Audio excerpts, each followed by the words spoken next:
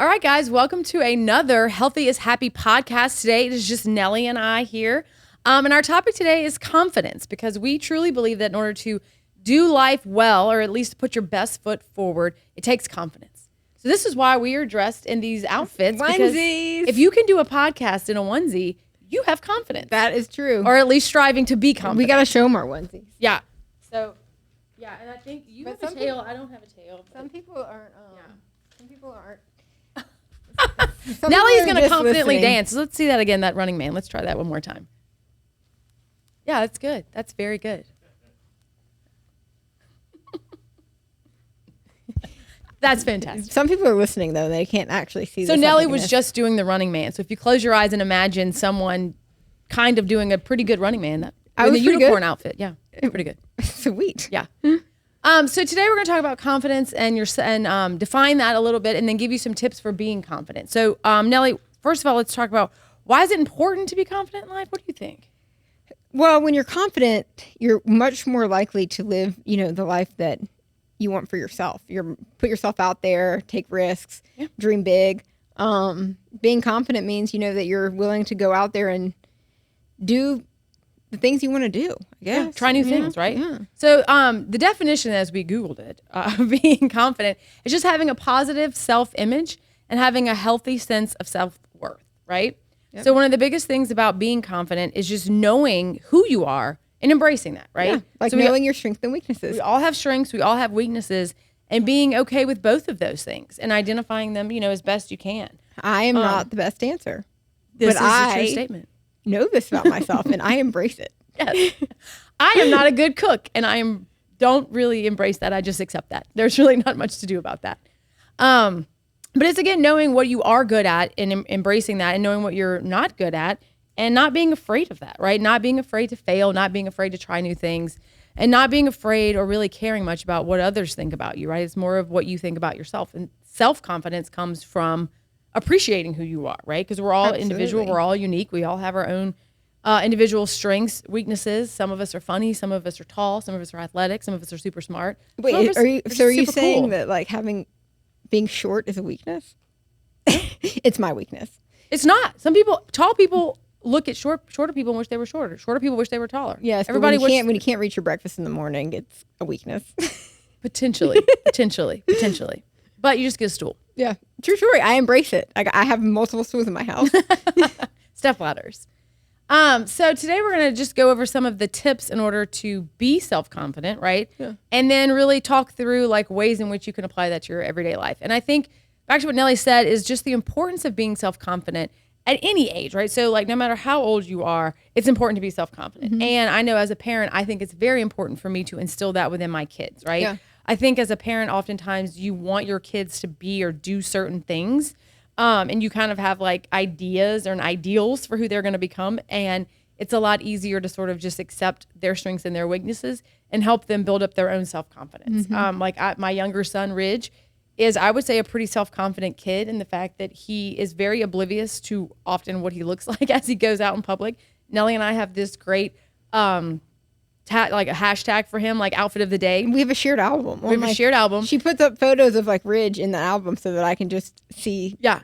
Of just outfits that he wears that are not stellar in any way. And I just embrace that because I feel like if he's confident enough to go through life like this, that's a good asset as he grows older through life. Oh, for sure. He may have showed up for middle school orientation wearing royal blue shorts and a matching royal blue shirt and camo Crocs. And I was like, be confident, rock that, right? Yeah, and no one will doubt it. Not everyone in life is given that skill like Ridge, where you can just be comfortable being who you are. Like it takes practice and it takes work for some people. Yeah. So that's what we're here to talk about today, like some steps you can take to, be kinder to yourself and have more confidence. And I think that's the first step is, kind to yourself. Being kind to yourself and those negative things, I struggle with confidence on a daily basis. Like that is not, I'm not coming at this podcast with like, oh yeah, I'm the best at confidence. Like you should be like me. We're just talking through it. And I struggle with confidence on a daily basis. But some things that I've learned, like, okay, I'm not the best dancer. Instead of being all upset about it at weddings and, parties and things, I just laugh at myself and it makes it so much more fun, and it's so much more easy to accept because it's like, oh yeah, I'm a bad dancer, but I'm still going to dance and have fun. You're confidently going through the Going through the weakness. Yeah. Yeah. And it's okay. I starfish all the time. That's the signature Nelly move. I think it's a beautiful, like, I'm having fun. I'm dancing. Like, I probably look great. And everyone else says I'm just throwing my arms in the air. Starfishing. Well, I think anything you do in life, if you do it confidently, it always comes across to people who don't necessarily know that maybe you're not the best at it. Like, it comes across with an air of, like, officialness. Like, do you really know what you're doing? As long as you portray that, which kind of goes a long way. And, like, how many people, if we walked around in these onesies confidently, people would be like, oh, they're probably doing something. You know, if you walk around unconfident and you're like, what are they doing? Yeah. Like, and then you get all self-conscious about what people are saying, what people are doing. Yeah. If you act confident, people usually just accept it and move on. They just move forward, right? Like, so Nelly and myself were at a running conference once, and it was freezing cold, and we weren't prepared for that. So we ran the 5K in the morning in our onesies, and you know what? We did it confidently, and everyone gave us high fives and took photographs with us because they thought that we were really cool. They didn't really know that we were smart. Yeah, It was freezing. Not that cool. We were just smart enough to put on an extra layer of clothing because it was freezing cold outside. So our first tip is to be kind to yourself. So ways in which you can be kind to yourself, right, is just like Nelly said, like, don't be mean to yourself. Don't point out your all perspective. of your flaws, right? Focus on the things that you're good about and give yourself grace to not be great at everything. And it's okay, like she said, not to be good at dancing. And like I said, I'm not good at cooking, right? Like, I absolutely cooked something last week, and halfway through it, I realized that no one in my house was going to eat it. And it was like, oh, well, we're just going to make do with this, right?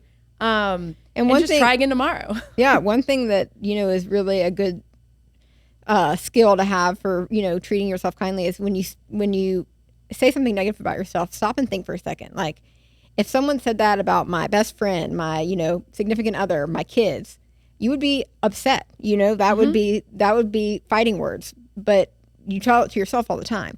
So think of yourself as, you know, if someone said that to my kids or my best friend, I would be upset. So, you know, instead of doing that to yourself, just stop and pause. You're like, what if someone would have said this to me about, you know, my husband, my kids, whoever it is in your life that you can, like, think about, and then just talk to yourself like you'd be talking to them. Right. And it's much easier to be like, oh, okay, you know, that is really mean. I shouldn't say that about myself. I'd be really mad if someone said that about A or B, you know? So, yeah. And that goes back to just being okay with who you are, right? So, like, a lot of times I think people compare themselves. We all do this. Compare ourselves to other people. I wish I was taller. I wish I was smarter. I wish I had more money. I wish I had this. I wish. Instead of waking up and saying, wish it was a baller. Shot caller. Instead, just waking up and being like, this is who I am today, and maybe today's going to be the best day. Maybe it's not going to be such a good day, but, like, I'm going to go through it with the best attitude I can, and accept it as it is, and stop comparing yourself to other people, because then you truly can appreciate who you are as a person. And that goes back to just being able to be kind to yourself. Yeah, I've actually read an article on behavior studies recently. I think it was Columbia School of their behavior studies program. They released an article that was also about, you know, confidence, and it's about how social media has also played a huge impact on that, because people only post the best of the best. So you have to understand social media too. Like, you cannot take everything that you see as something that, you know, everyone's life, even the people that you think have it together, whether it's, you know, oh man, well, I mean, I don't know how they do it. They run marathons, they do this, they do that. I could never be that person. Everyone's life has something that is not going well at all times. I mean, but and you for have every to person who you wish you were like, there's someone who wishes they were like you. Exactly. Right? So it's a pass along thing. Yeah. So, you know, no one's, while it seems like everyone else is living better lives or more perfect, no one ever posts their bad days. They only post the best of the best. I do sometimes post bad things, like the cooking failures and other things. But that's funny. You wouldn't post like a day that you're like super upset. No. So point. Just, you have to remember to take what you see on social media for a grain of salt, because, you know, even it's hard. I mean, it's hard. You compare yourself to others all the time, and that's the number one thing that'll destroy self-confidence is comparing yourself to other people. Just be proud of who and what you are and embrace that. So our second tip is to get outside of your comfort zone, right? So again, I don't think that wearing onesies in public is outside of our comfort zone. It may be for other people. I think this is right up our comfort zone. I'm very comfortable wearing a onesie in public. So yeah. In fact, one time, this was years ago, Nellie and I we were running at the Westfield track. And again, it was freezing cold outside. And I used to have a bumblebee onesie, and I would wear it as my running warm-up suit. So I wore it to the track, took it off, and we did a track workout. afterwards I put it back on and went to the grocery store, and halfway through the grocery store, my son was with me and he's like, Mom, do you realize you're wearing a bee onesie in the grocery store? And I was like, no, I did not actually. And he's like, I'm kind of embarrassed by you, but at the same time, like, that's kind of cool. And I was like, yep, because I did it confidently. And also I didn't know I was wearing it. I will say though, like, I'm not wearing my unicorn onesie to the grocery store. I'm very confident in it. I am still single. That might not go so well. Maybe not. But being outside of your comfort zone is like that idea of like trying new things. Like maybe there's something that you're thinking, I would like to be able to do this, whether it's dancing, cooking, running a 5K, going meet new people, joining a club, learning how to knit, learning how to sew. I don't know what it is. Starting a podcast, whatever it is that you want to do. Like if you try to do it right, there's obviously going to be a little bit of a learning curve in there. But if you approach it with confidence, you're not going to give up on yourself if you don't get it right the first time. You're going to keep trying until you get it right. And you're not hopefully going to put too many expectations on yourself. So when you step out of comfort zones, lowering your expectations to know, I have no idea what to expect. So I can't put expectations on this activity or this thing. And then seeing how it goes. And then you can extend your comfort zones further and further and further out. Absolutely. And the comfort zone thing, I'm terrified of change. Like that is a weakness of mine. Like I hate it. But if you think about something you want to do and you take it step by step, like you don't have to jump all out at once. You can ease your way into it, whether it's starting a run group or starting a tennis league or whatever you're going to do. For a run, you can go out and you can run 2 or 3 miles before you go hit up the local run club. You can take steps in the right direction to get you there. Some people need to just jump all in. Some people need to take tiny steps. It depends on who you are. And you have to know that about yourself. Like what's going to work for me and what's going to make me stick with this or like keep going in that direction. And knowing that like if you're okay with however you approach that new thing, then everyone else will be okay with it too. And don't be self-deprecating about it. Like, oh, I suck at this. I'm not good at this. Like no one's good at anything the first time they try it. So just give it a try. And lower your expectations, and it could be a really fun adventure. If not, it'll at least make for good stories. Yeah. Right? Our third tip we have is just to make a list of your positive qualities. And I think that we all have good days and we all have bad days. And on good days, we feel like we could accomplish everything. And on bad days, we feel like we just nothing is going right? You're like, where is the reset button? I think on those days, it's good to kind of know what your positive qualities are, right? And look at yourself through the eyes of other people. Because like Nellie was saying earlier, like, what would your best friend say about you? What would your significant other say about you? What would your kids say about you? The people who really love and care about you, like, what are the positive things that they would say about you? And sometimes it's just good to write them down and to remember them, especially when you're not having a good day, because they will remind you of, going back to confidence, who you really are, right? Like those core things that define you and make you unique and interesting, and allow other people to love and care for you. Yeah, absolutely. Our fourth tip is practicing self-assured body language. So body language that's huge. is huge. You can immediately tell if someone's confident or not confident based off of their body language. And it's something that comes up all the time.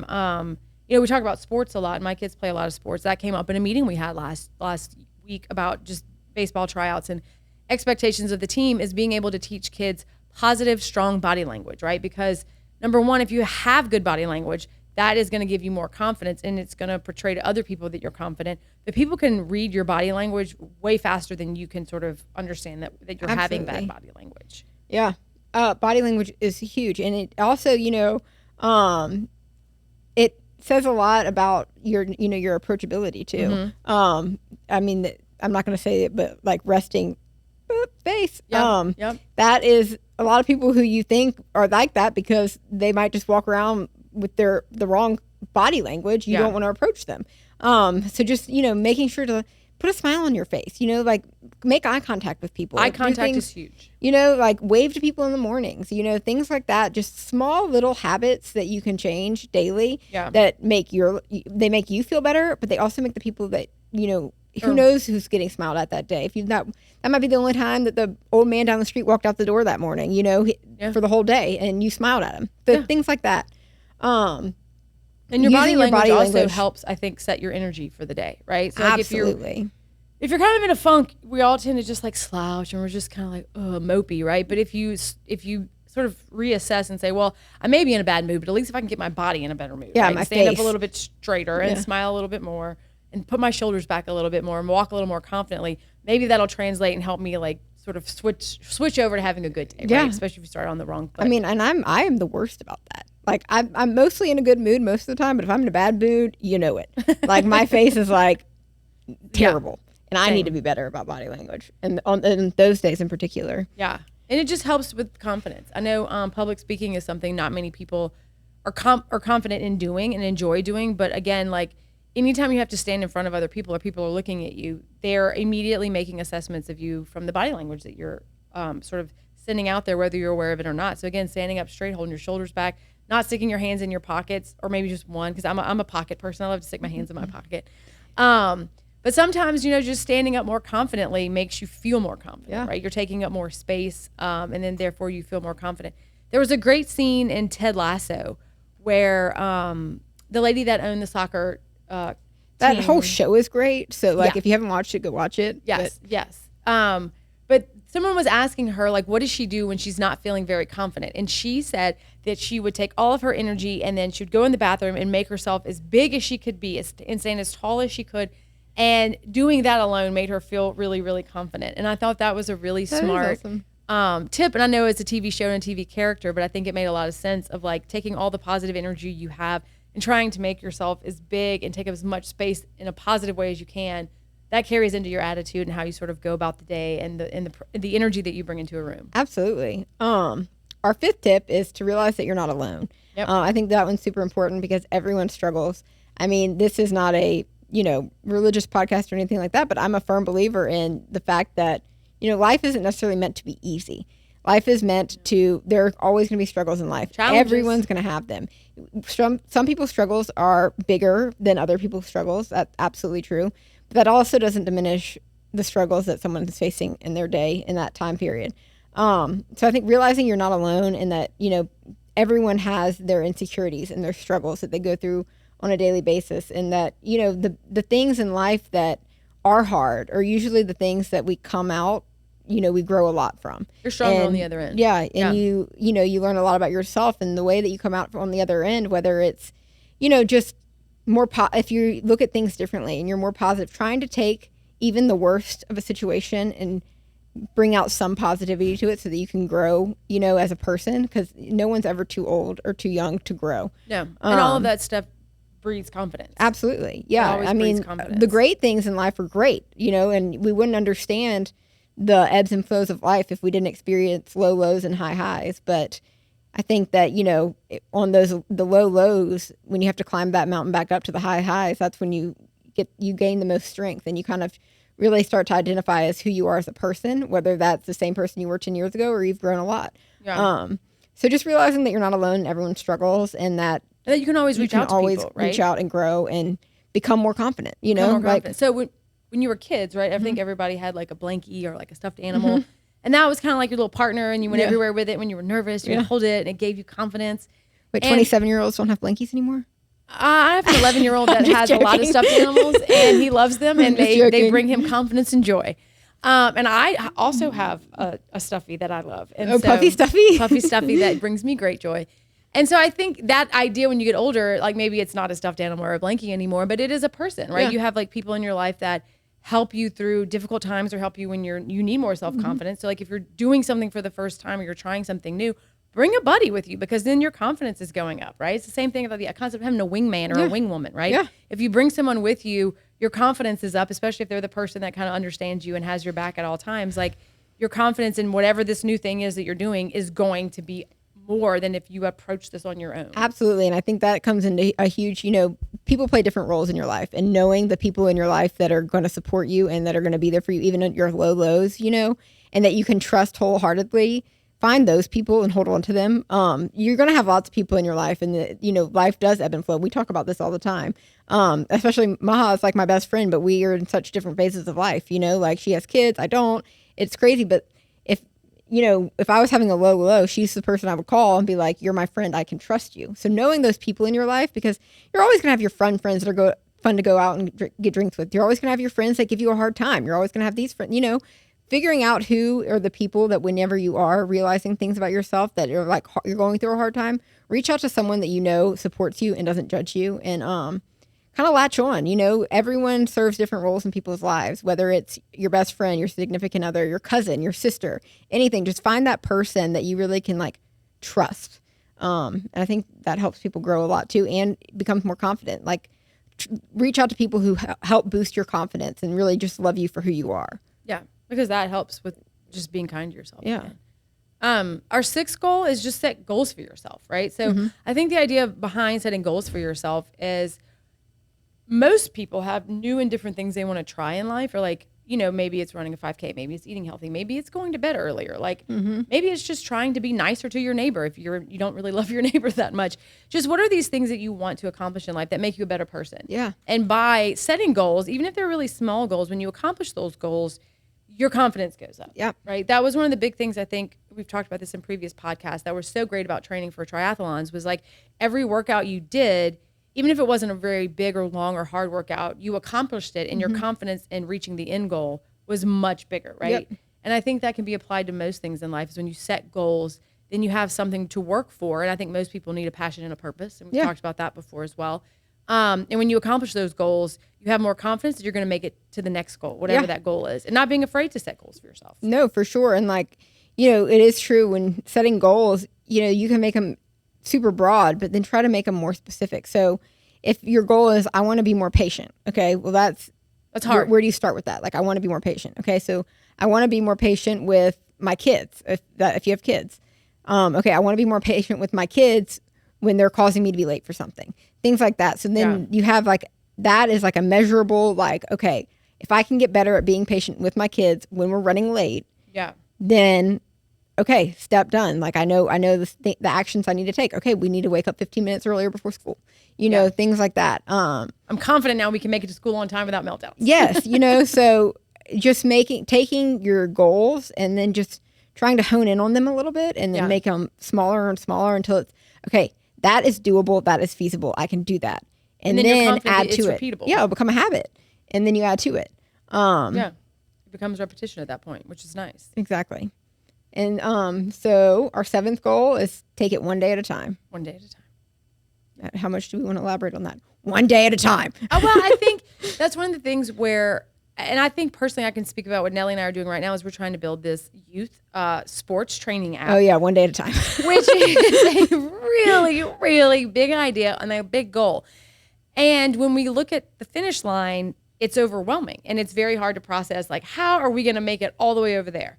But if we take it one day at a time, like these are the tasks we have to accomplish today to get to where we need to be next week, to get to where we need to be in a month, that's totally doable. And now we have the confidence to know that we can make it through the goals for today to get us to next week, to next month, et cetera. But if you focus too far ahead in the future, then it becomes overwhelming and your confidence goes down because you don't know everything you need to know in 2 years, right? You just know what you need to know today. And I think going back to the goals of being patient, right? Like if you just say, I don't know that I can be patient in this situation every day. If I just try to do it today, I can do it today. Oh, I'm going to do that. Yeah. I could be better about that. I'm going to use that one. Yeah, I just do it today. Like I know I woke up this morning and I knew the moment I woke up at 5:20 that I was not going to be back at my home until roughly 8 o'clock tonight.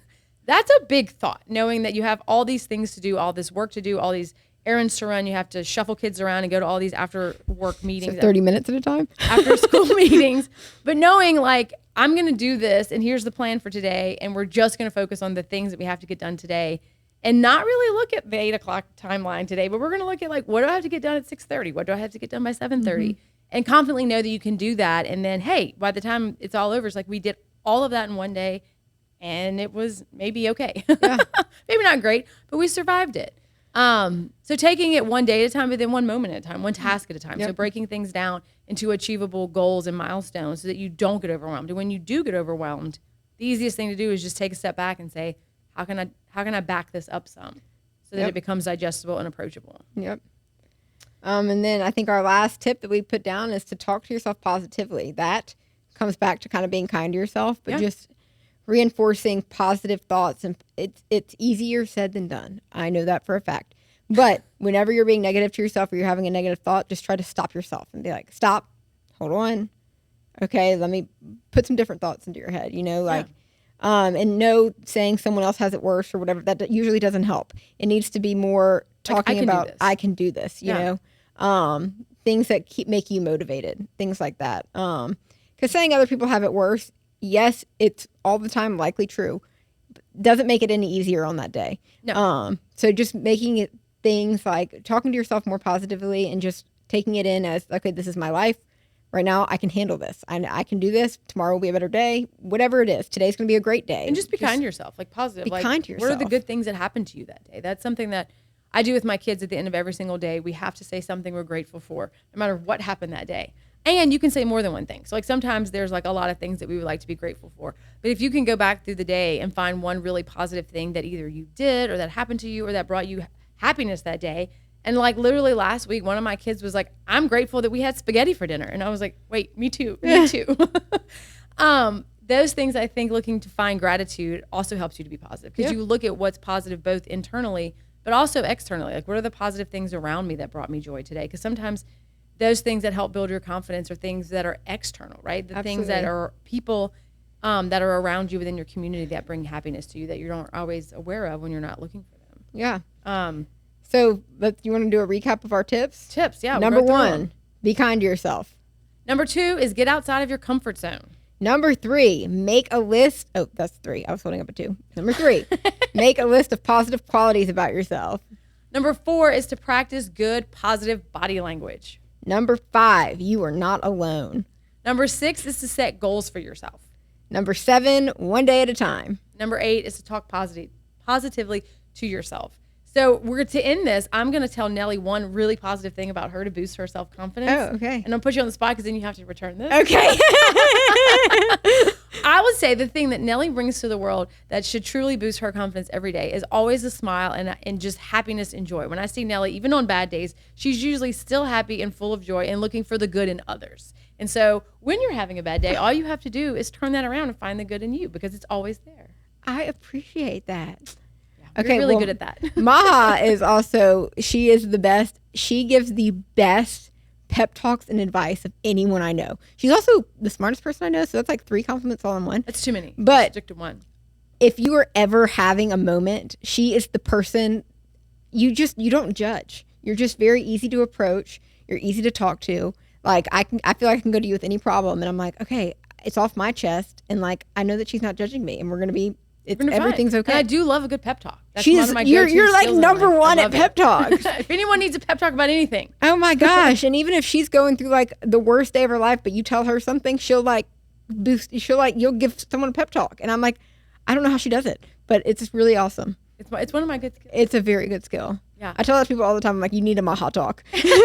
Well, that's when we used to coach a lot of athletes. That was kind of how we played that out. Nellie did a lot of the science and the actual training and looking at data. And I did all of the mental pep talks and like fun stuff that we got to do, which was great. We wrote a lot of letters to athletes and stuff like that. Now we're about to wrap up our podcast, but it wouldn't be a Nellie Nachos podcast without the joke of the day. Okay. And I think Nellie made this joke up, everyone. So she's going to confidently tell us this joke. Yeah, I'm not going to ask you because it's not an ask question. It's more of like a dad joke. Or a Nellie joke. Yeah, that's true. I've been struggling with self-esteem, so I bought a sauna. Damn it. Hold on. Dang it. Starting over. I have been struggling with confidence, so I bought a sauna. That way I can go and give myself esteem. That's really good. I like that. Thank you. All right. Thank you. Can you bleep out that part, or are we just going to leave that in where I just totally botched it? Yeah. Okay. Yeah. I'm not confident that I have those types of editing skills, but I'll set that as one of my goals to work on. If anyone has kids in the car, I'm sorry. I said the word that beavers build. Yep. That's what we're referring to. All right, everyone. Thanks for tuning in for another episode of the Healthy is Happy podcast, and stay tuned for more interesting episodes coming up. Peace.